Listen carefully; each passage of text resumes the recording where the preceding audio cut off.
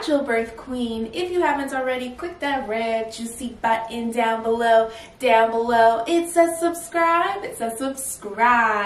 Today I'm going to be sharing with you one of our subscribers' labor and delivery story time. She sent it to me, and of course she really wanted me to share it. The birth video is beautiful. She is nude, and for that reason I won't be able to share that much of it because YouTube may remove it, but I'm going to do my best, queens, to show as much as I can. This story is by Yayy. Shout out to her Instagram, Yayy_Banya. I was determined to have a home birth the moment I found out I was pregnant. I knew that going to an OBGYN wasn't the care that I needed due to dramatic events with my first pregnancy. This time around, I knew I wanted informed consent. I didn't know how and where to look because I just recently moved to a new state. I kept asking myself, how will I find care with a midwife if I'm so new to the community? On top of that, COVID was at its all-time scare.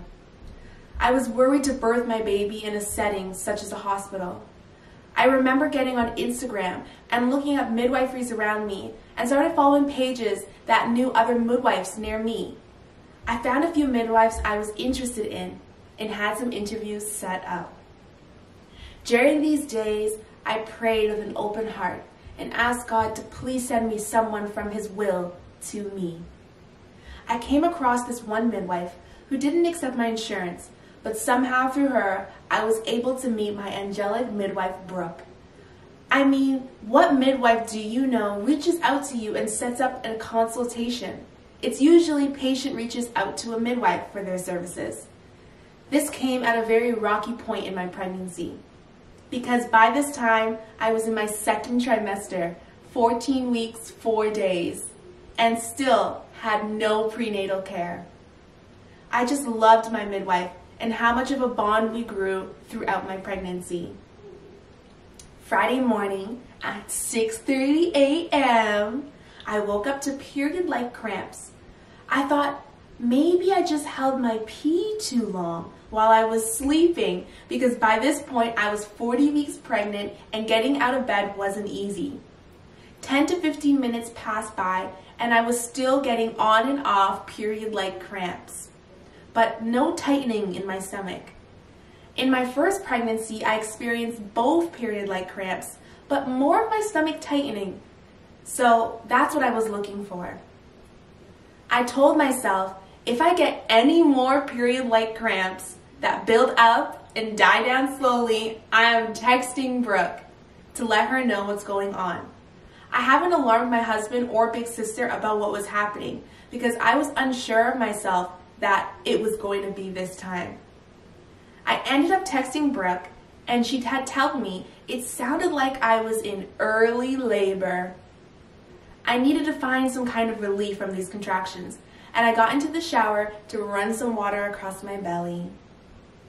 I started making a low moaning sound, and my husband came in the bathroom to ask if everything was okay.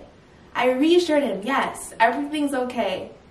And I'm just waiting for my contraction to get closer and become more intense.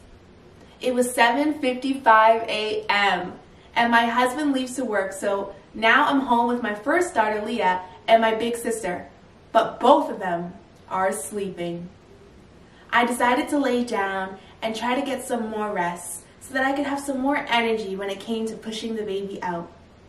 That only lasted 10 minutes before waking up to more consistent and longer contractions. I had to find a safe place to labor.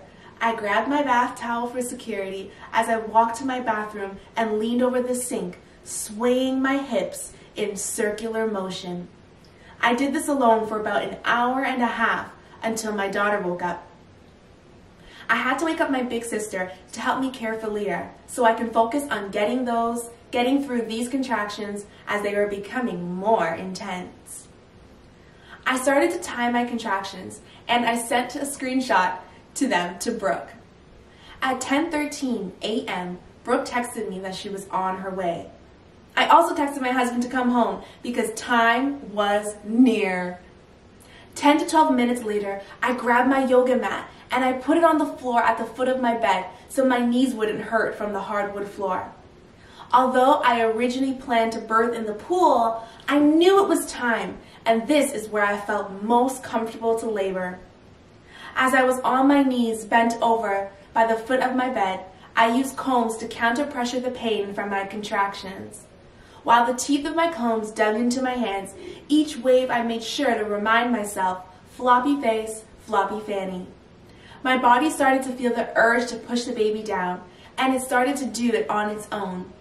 As soon as I felt that, I called Brooke to let her know, I have to push. She reminded me to listen to my body. My husband, daughter, and big sister were by my side as I was going through the motions. Pressure was starting to take over my body, and my water broke, but not fully. Each contraction, I had my body kept pushing my baby down closer and closer to us. Right before Brooke arrived, I felt my water pop as my body was pushing. At 11:16 a.m., Brooke arrived and got right to work as she laid her tools out on the bed. She got down on the floor with me and got behind me ready to catch the baby. It came to a point when I was pushing, it became uncontrollably hard to focus on my breathing, that I eventually threw up all of my energy and pleaded for more coconut water. I looked over at Brooke and said to her with worried eyes and a panicked voice, "How do I breathe, Brooke?" It may sound silly to those who never birthed before, but your body starts to push baby out without your control. Brooke looked me in the eyes and used her voice to reassure me on how to breathe the baby out. I roared my son out with my last contraction, and he popped right into Brooke's angelic hands. Yes, good job, sister. Your brother. Yeah. He's here. Yes. Thank you, God. Amen. Yes, Mama. Yes. He's beautiful, sis. Are you ready for him?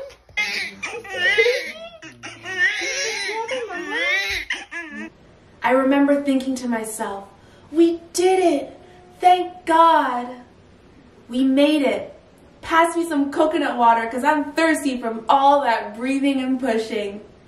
My baby boy arrived in the privacy of our home at 11:33 a.m.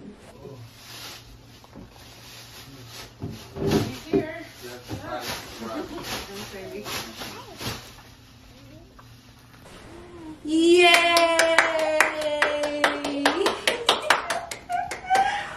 Oh, that was such a beautiful read. Thank you so much, Debbie, for sending that to me and asking me to share it. I'm so happy for you. Congratulations, and I'm so happy you had a beautiful, amazing, unmedicated home birth. If you guys want to share your birth story or your birth video, feel free to send it to me by my email, info@legacybirth.com, or my Instagram. You can send me a DM at legacyalong or at legacybirth. If you haven't already, click that red juicy button down below. It says subscribe. And I'll see you beautiful queens in the next video. It's morning, everyone. Today's the day. The sun is shining, the tank is clean, and we are getting out of the